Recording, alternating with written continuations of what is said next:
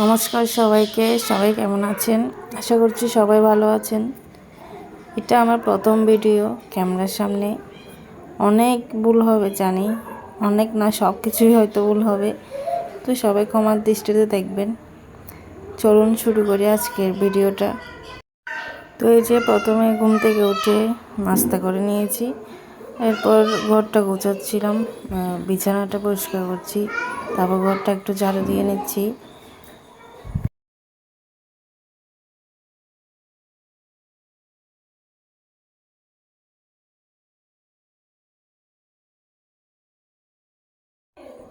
এরপর এদিকে চেয়ারটার বইগুলো নামিয়েছিলাম, মানে ভিডিওটা করার জন্য, তো বইগুলো আবার তুলে রাখছি। চেয়ারটা একটু মুছে দিয়ে তারপর জানালাটা একটু পরিষ্কার করছিলাম, একটু মুছে দিচ্ছিলাম আর কি।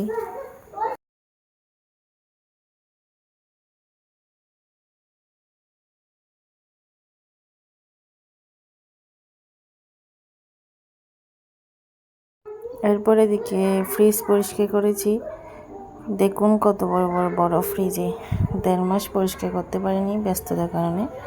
তাই তো ফ্রিজ পরিষ্কার করার পর একটু ভিডিও করে দেখাচ্ছিলাম। তো আমি স্নান করে এসে গিয়েছি পুজো দেওয়ার জন্য ছাদে।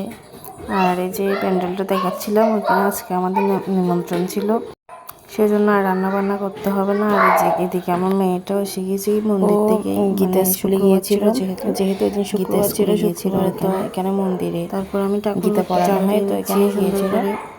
এরপর এদিকে আমি ঠাকুর ঘরটা ঝাড়ু দিয়ে নিচ্ছি, তারপর পুজো দেব।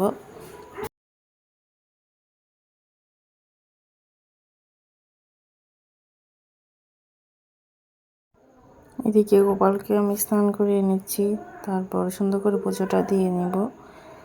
আপনারা দেখতে থাকুন ভিডিওটা, আর যদি ভিডিওটা ভালো লেগে থাকে তাহলে সাবস্ক্রাইব করে আমার পাশে থাকবেন।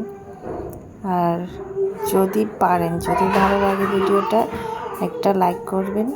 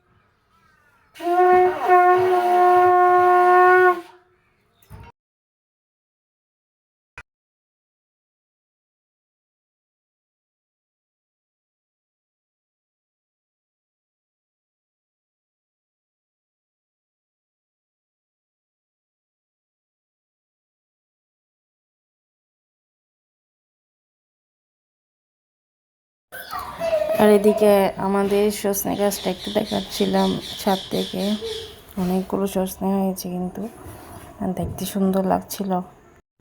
আর এদিকে আমি রান্না করতে চলে এসেছি, শসা দিয়ে চিংড়ি মাছ দিয়ে। আজকে তো নিমন্ত্রণ ছিল, এই যে নিমন্ত্রণের জন্য রেডি হয়ে নিয়েছি, বাট রান্নাটা করেছি রাতের জন্য। তো আজকের দিনটা আপনাদের সাথে শেয়ার করতে পেরে খুব ভালো লাগলো। আজকের মতো বাই বাই, পরের ব্লগে আবার দেখা হবে।